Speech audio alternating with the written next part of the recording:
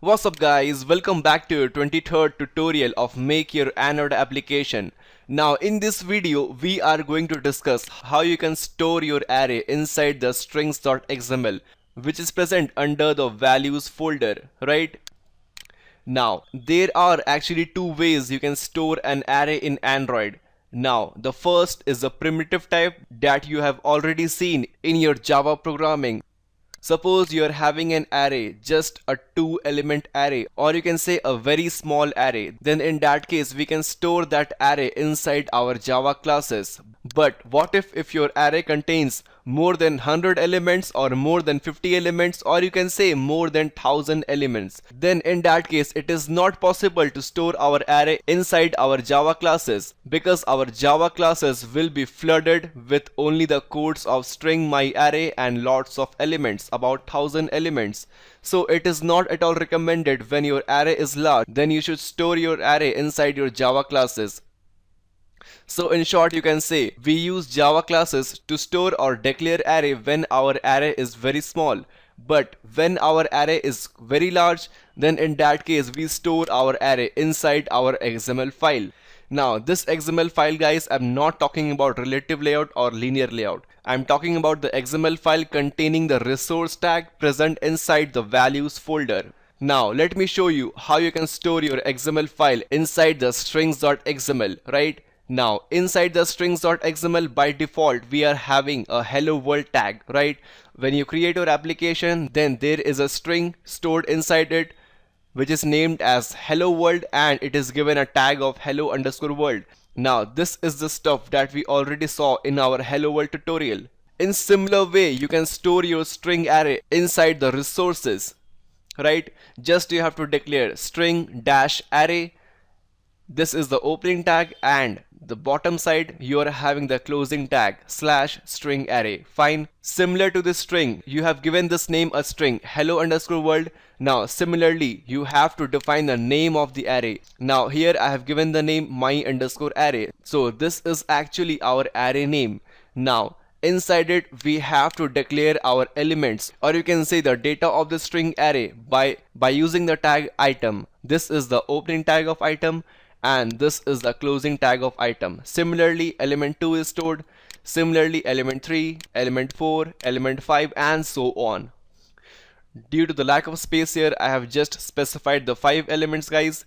You can store thousands of elements using the item tag inside the string array, right? Now as soon as you create this string array, so this purple box you can see is actually equivalent to an array containing the 5 elements, and that array name is actually the my_array.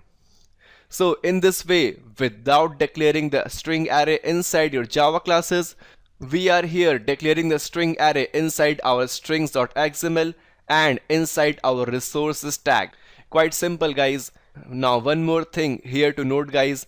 This strings.xml is by default created by our Eclipse IDE. You can create your own XML file, right click on the values folder, create new XML file, and use the tag resources inside that, and you can also store string array inside your custom XML file. It is not necessary that you store all your strings and string array inside the default strings.xml. You can create your own XML file, guys.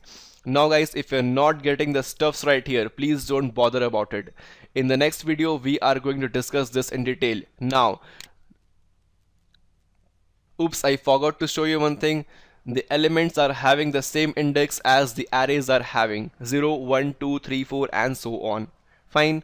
Now the question arises how you can import your strings array from the strings.xml into your Java activity classes, which means how you can use your strings array inside your Java activity classes. For that we have to write a statement.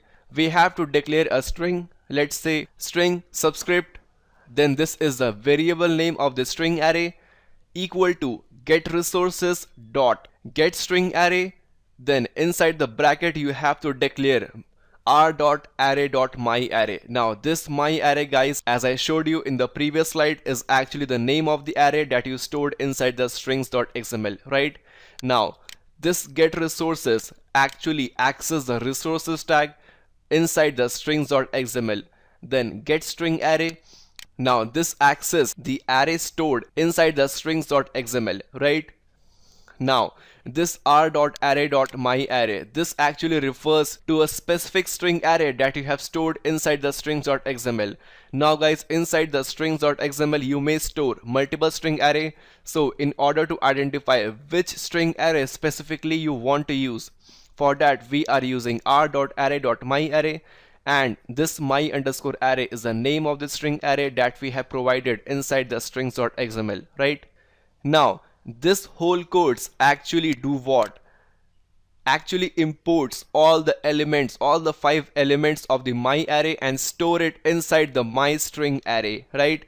This is the new variable name that we created inside our Java class. So in this way we can store our array inside the XML file, and from the XML file we can use those arrays inside our Java activity class, and we can do whatever we want to do with this string array, right?